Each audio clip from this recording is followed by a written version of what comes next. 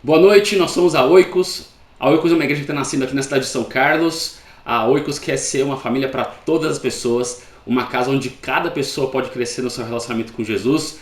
E mesmo num ano tão difícil, mesmo num ano de isolamento social, a gente está muito feliz por poder começar a nossa igreja, iniciar as nossas atividades, mesmo à distância. E a gente está muito esperançoso pelo que Deus vai fazer. E enquanto a gente não pode se encontrar presencialmente, a gente vai se encontrando assim virtualmente, mas se Deus quiser, 2021 vai ser melhor e a gente está nessa expectativa.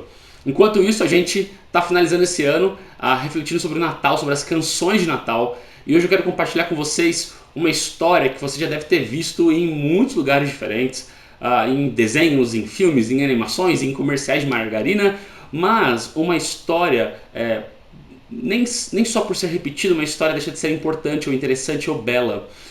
Para e pensa em quantas vezes você já ouviu da sua esposa, ou do seu marido, ou da sua namorada, ou do seu filho algo como "eu te amo". Ela já disse, ou ele já disse isso muitas vezes. Mas o fato de ter sido dito muitas vezes não perde impacto sobre a gente, ou não deixa de ser bom. É incrível como expressões de amor ou declarações de amor sempre nos fazem ficar felizes, né? E essa história que a gente vai ler hoje é uma declaração de amor de Deus com a gente. Deus nos ama muito e essa história revela o quanto Deus nos ama. Eu quero ler um texto que está lá em capítulo 2 de Lucas, do Evangelho de Lucas. É uma história bastante famosa em que José e Maria vão para a cidade de Belém e Maria, depois de 9 meses que ela ouviu aquele anjo dizer que ela ficaria grávida do Filho de Deus, ela então chega à cidade de Belém e ela vai ter o seu filho. E nós vamos ler os versículos 6 e 7 e também versículos 8 e 9. Diz assim o texto: "E aconteceu que, estando eles ali, José e Maria, chegou o tempo de ela ter a criança. Então Maria deu à luz o seu filho primogênito, enfaixou o menino e o deitou numa manjedoura, porque não havia lugar para eles na hospedaria." Uma história bem famosa, né? Eles batem de porta em porta, não encontram lugar e tem que ir para um lugar onde os animais ficavam. Havia naquela mesma região pastores que viviam nos campos e guardavam seus rebanhos durante as vigílias da noite. E um anjo do Senhor desceu aonde eles estavam, e a glória do Senhor brilhou ao redor deles, e ficaram tomados de grande temor. Eu quero dar uma pausa aqui. Bom, enquanto José e Maria estão lá procurando um lugar para ficar, depois encontram uma hospedaria, uma manjedoura, o lugar onde os animais ficavam, ela tem o bebê. O que acontece é que numa região ali próxima, nos campos, ao redor da cidade, pastores estavam cuidando dos seus rebanhos. E aparece um anjo e começa a falar com eles. Bom, pastores eram uma classe bastante marginalizada naquela época. Eles eram muito mal vistos. Eles eram vistos como malandros, pessoas que geralmente eram pequenos ladrões. Eles não eram muito bem vistos, eles não eram bem-vindos, inclusive, dentro das cidades. Por isso eles ficavam no campo, cuidando dos animais e raramente se aproximavam ali das cidades. E o fato de um anjo vir e aparecer a pastores já ilustra um pouco do que significa o Natal. O Natal significa que Deus está se revelando, está estendendo o seu amor a todas as pessoas. Não importa quem você é, não importa o que você fez, não importa onde você está hoje. Deus te ama e Ele quer revelar isso para você. Então eu queria começar um pouquinho falando sobre o que acontece nessa conversa que esse anjo tem com esses pastores. Bom, primeiro eu quero que você imagine um pouco a situação. Você está lá no campo, não havia nenhuma luz próxima, eles deviam estar num breu muito grande e aparece ali um anjo e o texto diz que a glória do Senhor, a glória de Deus ilumina todo aquele lugar. Brilha ao redor deles, toma aquele lugar. Aquele lugar que estava escuro de repente fica totalmente iluminado pela glória de Deus. Bom, qual que é a reação natural de cada um de nós? Medo, é claro, né? Cada um de nós ficaria apavorado. Se acontecesse comigo, eu estivesse num lugar desse, aparecesse uma luz dessa, eu ficaria apavorado. Mas o que acontece aqui, o medo deles não é um susto qualquer. O medo que eles têm é porque a glória de Deus encheu aquele lugar. E a nossa reação, sempre que nós estamos diante de algo muito grandioso, é sempre esse medo. Sempre que você está diante de algo muito grande, muito belo ou muito poderoso, é como se o nosso coração encolhesse, a gente se sente um pouco amedrontado. Eu tive uma experiência uma vez viajando e eu lembro que eu parei na frente de um vulcão. E o vulcão era gigante. E eu fiquei olhando para aquele vulcão e eu comecei a ficar assim, pequenininho, eu me senti muito pequeno. Eu me senti muito humilde naquele momento. Eu entendi que eu era só uma pequena poeira cósmica, que o mundo é muito maior do que eu. Por quê? Porque diante da grandeza a gente reconhece que a gente é pequeno. E o que esses pastores estão vendo aqui não é apenas a glória de um anjo, é a glória de Deus. E quando nós estamos diante da presença de Deus, da glória de Deus, o que acontece com todo ser humano, essa é a experiência de qualquer ser humano, é que a gente entende quem Deus é e quem nós somos. Há uma reação aí de medo quase, porque a gente entende que há uma diferença infinita entre o Deus Criador, a quem as galáxias se dobram, e nós como criaturas finitas. E a gente se sente amedrontado diante de um Deus que é tão grande e tão poderoso. A gente fica apavorado, a gente treme. É isso que acontece por toda a Bíblia. Mas a pergunta é, se Deus é amor, por que é que a gente se sente com medo diante dele? Por que a gente se sentiria assim diante de um Deus que é amor? Porque quando Deus aparece, quando a glória de Deus aparece, quando Deus se revela a alguém, essa pessoa entende que não está tudo bem com ela, entre ela e Deus. A gente entende que há um problema entre nós e Deus. A gente entende que Deus é totalmente santo, totalmente justo, perfeito. E quando a gente olha pra gente se sente muito inadequado na presença de Deus. Quando você pensa em Deus, quando você tem uma experiência, os pastores têm uma experiência dessa, eles entendem que eles não são o que eles deveriam ser. Quando a luz de Deus brilha sobre nós, a nossa escuridão fica muito clara e a gente se sente envergonhado, inadequado. É muito possível que você, em situações comuns, quando talvez fez alguma coisa que sabia que não devia, você para e começa a pensar em Deus, você se sente o quê? Constrangido, envergonhado, culpado, você não quer ficar pensando nele, porque isso te faz se sentir mal, isso te faz se sentir pequeno, te faz se sentir inadequado diante de Deus. E é assim que a gente se sente, é assim que todo ser humano se sente diante da glória de Deus. A gente teme, a gente fica apavorado. E é isso que acontece desde Gênesis 3. Desde que o ser humano deu as costas para Deus, se abandonou, se tornou independente de Deus, é isso que acontece com Adão imediatamente. Depois que ele faz o que não devia, depois que ele come o fruto que ele sabia que não poderia, Deus começa a andar no jardim. O que Adão faz? Ele foge, ele se esconde de Deus.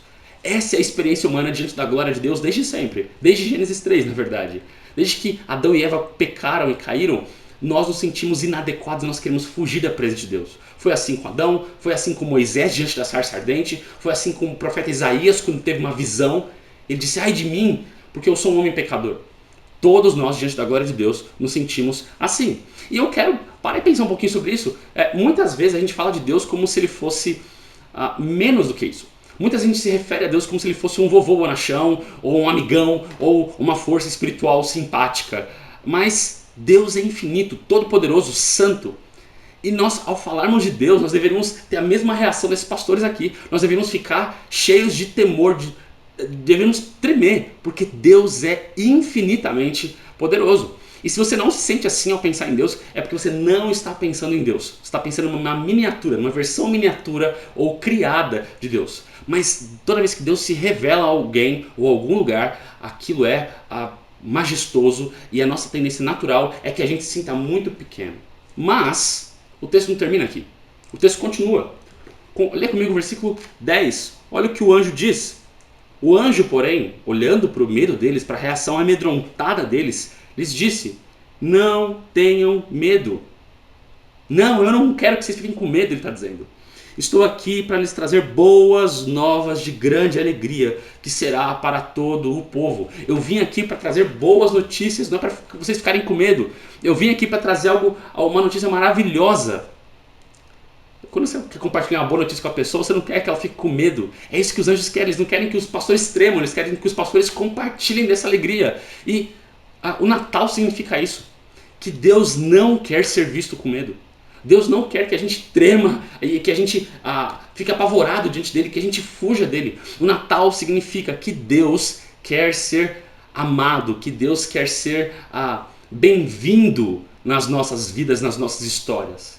E o Natal significa que Deus fez algo para acabar com o nosso medo dele. Deus fez algo para que a gente não tivesse mais que nos sentir inadequados diante dele. O que Deus fez? Essa é a boa notícia que o anjo diz no versículo 11. Ele diz que hoje, por que a gente não tem que ficar com medo? Porque hoje, ele diz, na cidade de Davi, que é Belém, lhes nasceu Jesus, lhes nasceu o Salvador, que é Cristo o Senhor. Por que é então que Deus não quer mais que a gente fique com medo? O que Deus faz para mudar isso? Jesus nasce. Jesus, o Salvador, nasce. Jesus nasce, Jesus é enviado a esse mundo para encerrar essa hostilidade que nós temos com Deus, para encerrar esse pavor que nós temos diante de Deus, para trazer paz entre nós e Deus, para pacificar nós, humanidade e Deus. Ele veio para pacificar a nossa relação com Deus, a nossa relação uns com os outros e a nossa relação com todo mundo. Na verdade, ele veio trazer paz aos homens, paz a toda a humanidade. E o anjo diz, isso é motivo de grande alegria para todos. O Natal significa que Deus está fazendo algo tão poderoso que isso deve produzir alegria ao mundo todo. E isso nos mostra algo. Cristianismo é alegria. A fé cristã é uma fé alegre. Infelizmente, eu sinto muito por isso. Muitas vezes nós cristãos, a gente tem uma vida cristã tão feliz quanto uma fila de poupa-tempo, sabe? A nossa vida muitas vezes é marcada não por alegria e ânimo e empolgação, mas por apatia e esse tom assim do tipo, Mas não, quando a gente entende o que Jesus Cristo é e o que ele veio fazer, nós devemos ficar cheios de grande alegria. Não se engane, se você não é um cristão, não acredite, o cristianismo não é sobre regras, sobre controle, é sobre grande alegria, é sobre paz.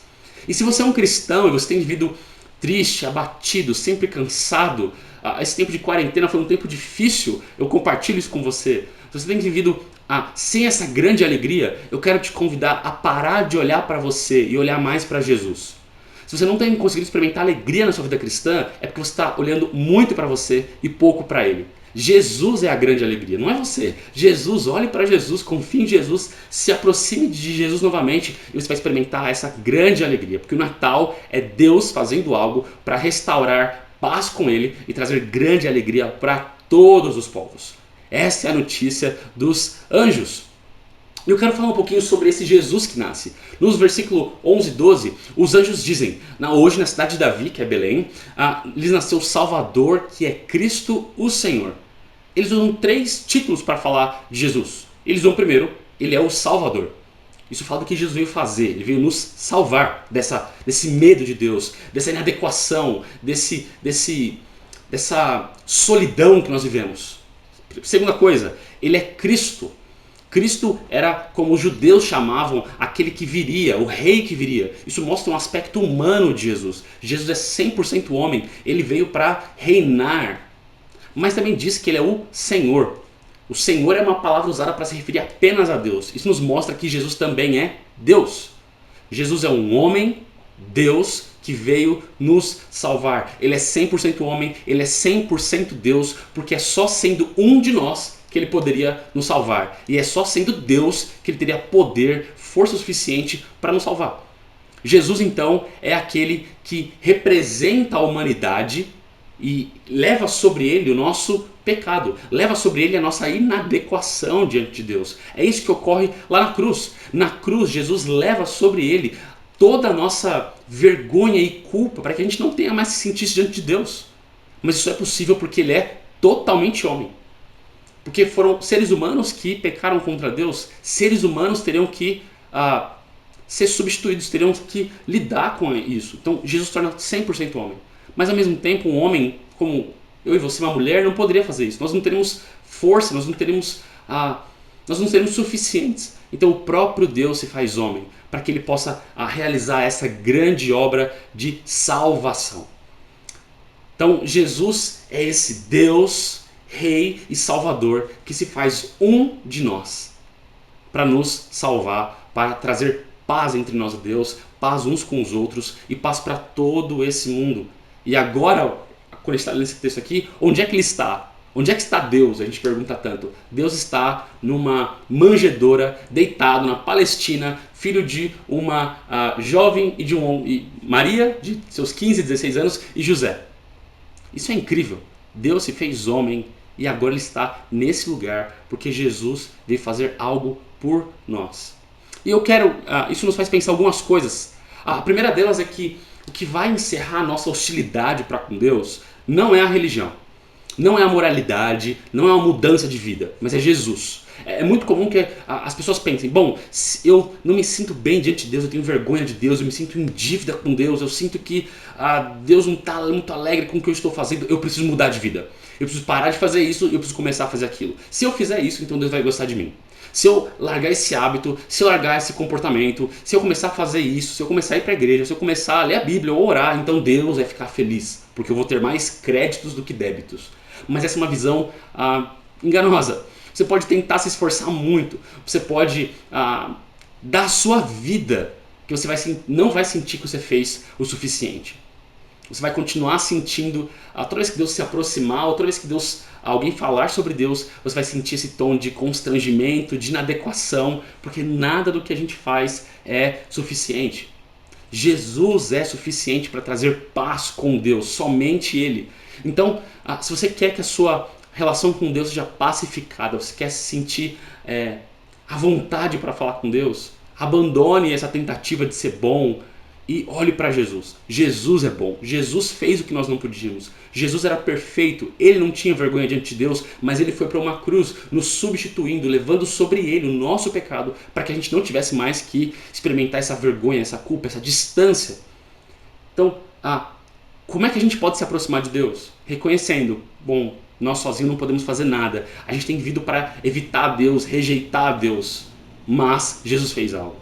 Então a primeira coisa é reconheça que você não consegue se aproximar de Deus sozinho. E olhe para Jesus, creia nele, se apegue a ele e vá a ele apenas. É assim que a gente pode fazer as pazes com Deus. Jesus, ele é a nossa paz. Jesus, ele é aquele que pacifica e traz paz a esse mundo. E o texto continua nos versículos 13 e 14.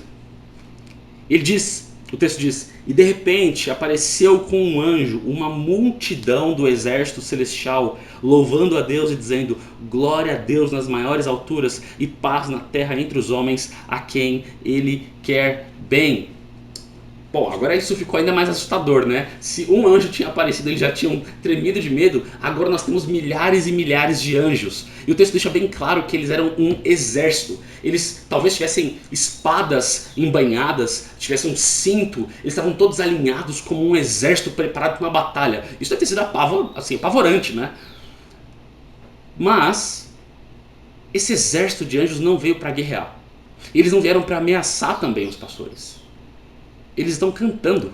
E o que é que eles estão cantando? Glória a Deus, paz na terra. Você já viu um exército cantar? Por que é que um exército cantaria? Quando um exército canta? Um exército canta quando a batalha foi vencida. Um exército canta quando o inimigo foi destruído. Um exército canta quando o seu rei venceu o inimigo. E aqui, esse exército de anjos está cantando a vinda do Rei Jesus, que seria aquele que venceria a batalha contra o mal e encerraria a nossa hostilidade contra Deus. É isso que os anjos estão cantando. Eles estão cantando porque essa batalha contra o mal que o ser humano está lutando desde o começo, desde Gênesis 3, essa batalha finalmente vai encontrar o seu fim. Quando? Quando nós nos tornarmos melhores, quando nós formos aperfeiçoados? Não. Quando Jesus, o Rei Jesus, for à nossa frente como nosso Rei e vencer o inimigo que nós não poderíamos vencer. E vencer a batalha que nós não poderíamos vencer sozinhos. Esse é o significado da vida e da obra de Jesus na cruz. É isso que Paulo vai dizer lá em Colossenses capítulo 1, versículo 20. Olha o que ele diz. Ele diz: Deus reconciliou consigo todas as coisas, tanto as que estão na terra quanto as que estão no céu, estabelecendo a paz pelo sangue de Cristo derramado na cruz. Deus estabelece paz pelo sangue de Cristo derramado na cruz. Jesus é esse então que vem trazer paz. Por isso os anjos cantam, por isso os anjos podem não mais guerrear, mas agora cantar. Esse é o significado do Natal. Esse é o maior presente que Deus poderia nos dar. Mais do que uma bênção que Deus nos dá, Deus está restaurando a nossa relação com Ele. Deus está reabrindo o caminho para Ele. Esse é o maior presente que Deus poderia nos dar. Esse é o Natal, esse é o significado do Natal. E quando você pai pensa em presente, né?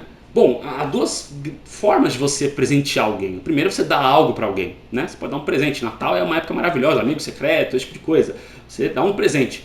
A outra forma é de você sofrer por alguém. Quando você sofre por alguém, você também está amando essa pessoa, você está dando algo para essa pessoa. Jesus é esse que sofre em nosso favor e nos dá algo. Jesus é a maior expressão do amor de Deus. Deus nos ama tão intensamente que Ele nos deu o seu próprio Filho para nos dar paz e alegria. Isso nos mostra que Deus está muito mais interessado em você Deus está muito mais interessado em mim do que nós nele. Deus dá o primeiro passo, Deus nos busca, Deus paga o preço. Porque Ele nos ama, porque Ele te ama e Ele quer ter paz com você. Ele quer que você desfrute de uma relação íntima, diária, verdadeira, sem medo, sem se sentir rejeitado ou inadequado. Ele quer que você se sinta filho dele. Porque agora que a nossa relação com Deus foi pacificada por meio de Jesus Cristo, não há mais hostilidade ou tensão. Romanos 8:1 diz que não há mais condenação. Isso eu quero chamar a sua atenção, você que é cristão e talvez, mesmo sabendo de todas essas coisas, você continua se sentindo cheio de receio quando você está falando com Deus. Talvez você se sinta envergonhado diante de Deus ou inadequado diante de Deus porque você sabe que você não é tudo o que você poderia. Você sabe que você talvez não ora o quanto você poderia ou deveria, ou enfim. Você sabe que você ama muito mais outras coisas do que a Deus. Você sabe que o seu coração reluta em estar com Deus, em falar com Deus. Você sabe disso. E aí você se sente sempre mal. Você não se sente bem-vindo na presença de Deus. Deixa eu te dizer uma coisa. Deus te quer bem. É isso que os anjos cantam. Paz aos homens a quem Deus quer bem. Deus te quer bem, Deus te ama, Ele se alegra em você, Ele está ao seu lado. Ele não está mais vendo os seus pecados e os seus erros, porque Jesus já levou essas coisas embora. Quando olha para nós, Deus está vendo a Cristo, o presente que Cristo nos deu, o presente de amor e de adequação. Tá tudo bem entre nós e Deus se você crê em Jesus Cristo. Você não precisa mais temer, você não precisa mais viver olhando para trás. Por causa de Jesus, a paz com Deus. Então eu quero te chamar a parar de olhar para você e para aquilo que você faz ou não faz. Parar de medir a sua vida cristã em termos de desempenho. Olhe para Jesus. Olhe para Jesus. Se você na sua vida cristã não tem experimentado paz com Deus, é porque você está olhando muito para você e pouco para Jesus. E você deve ser a mesma pessoa que não sente alegria. Por que cristãos não sentem alegria muitas vezes? Porque eles estão olhando para o lugar errado. Eles estão olhando para a pessoa errada. Eles estão olhando para eles e pensando: será que eu fiz o certo? Será que eu não fiz? Será que eu fiz o suficiente? É claro que você vai ficar triste. Eu também ficaria triste. Eu fico triste quando eu faço isso.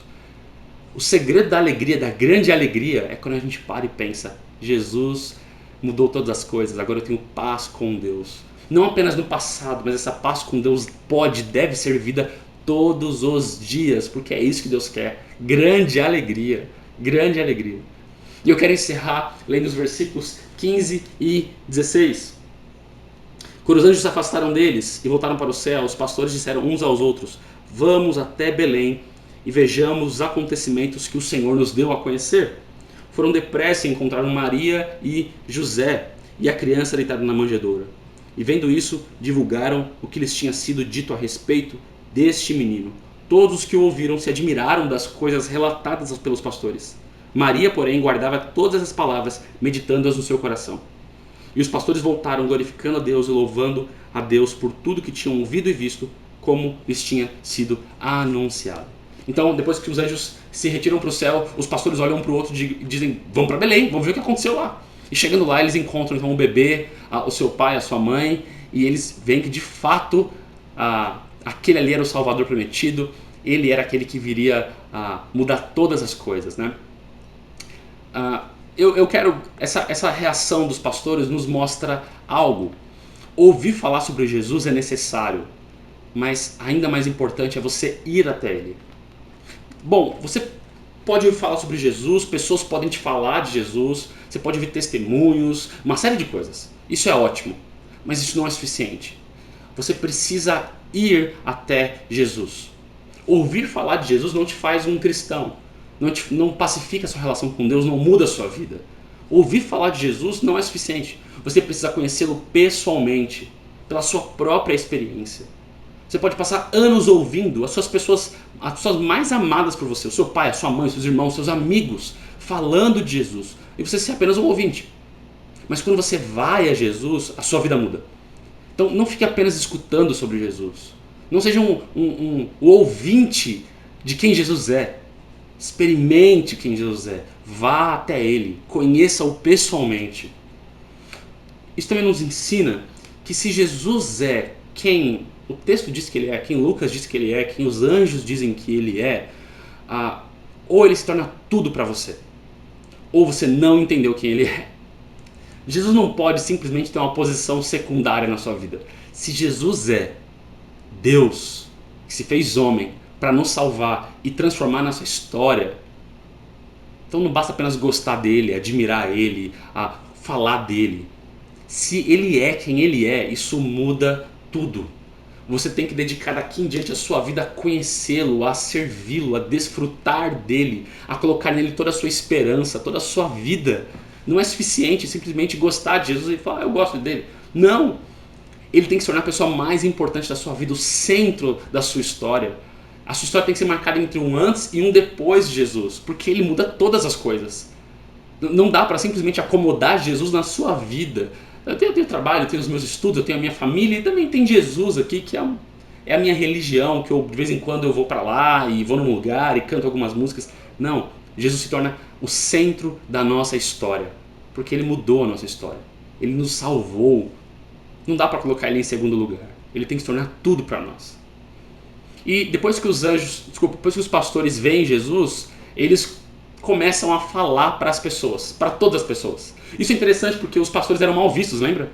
As pessoas não gostavam dos pastores. Ainda assim, eles vão até as pessoas e começam a falar de Jesus. Isso nos mostra algo. Quando nós temos paz com Deus, a nossa relação com as pessoas também muda. Inimizade, hostilidade, preconceito, essas coisas deixam de fazer sentido. Essas coisas caem, essas coisas perdem o poder. Porque quando você tem paz com Deus, você é capacitado a amar e a perdoar quem te feriu. Você quer paz nas suas relações? Você precisa perdoar ou ser perdoado? Você quer ter relações diferentes?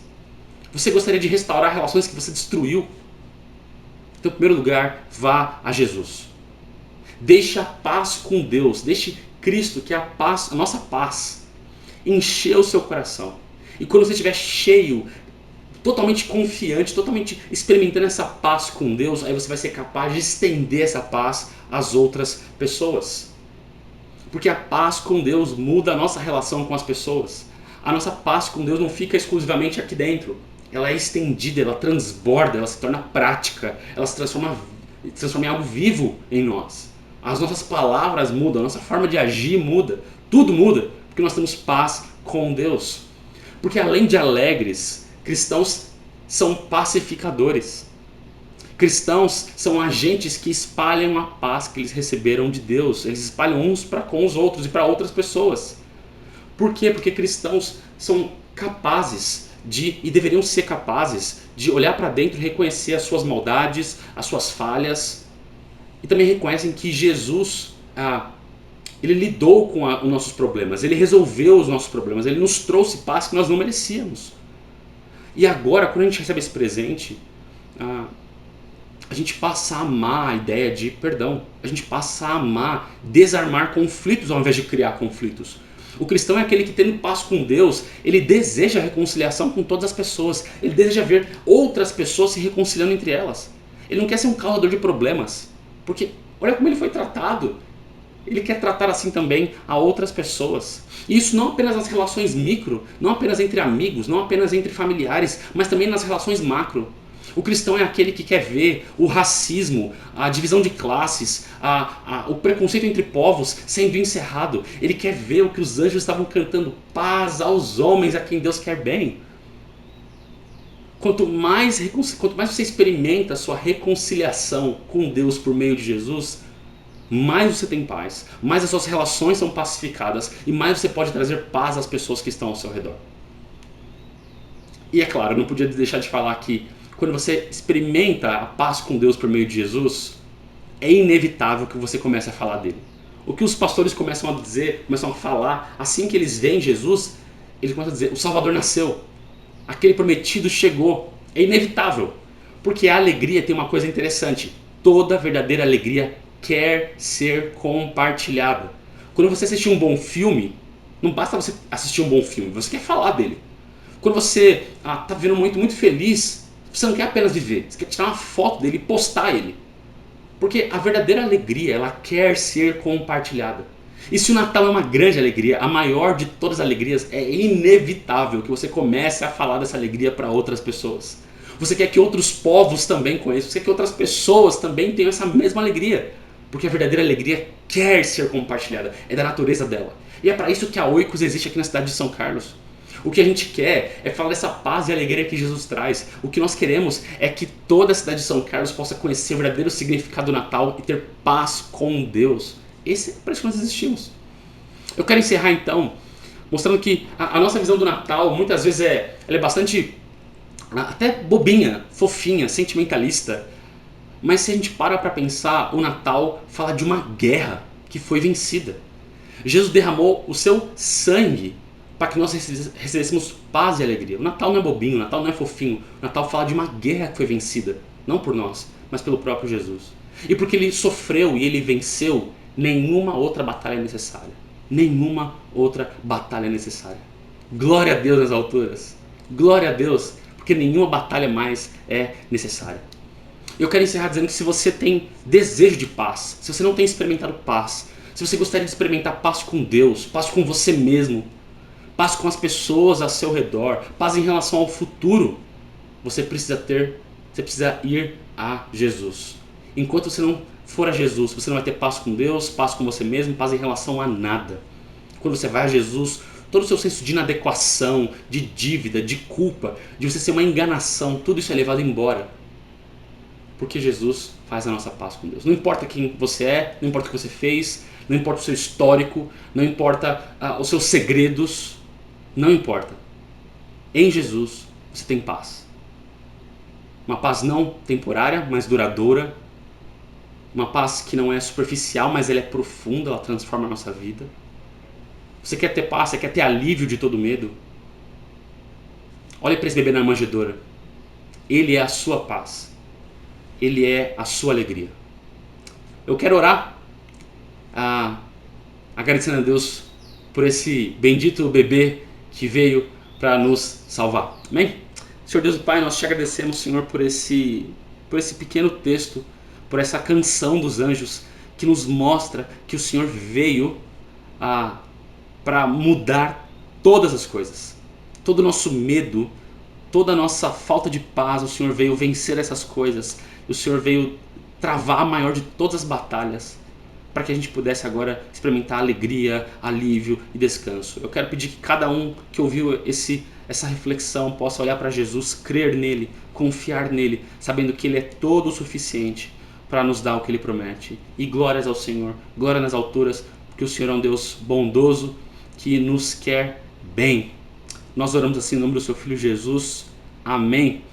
Se você quer saber um pouco mais sobre Jesus, sobre a Oikos, se você gostaria de fazer um pedido de oração, aqui na descrição do vídeo tem um link, clica lá, vai ser uma alegria conhecer você, orar por você e te servir de alguma forma.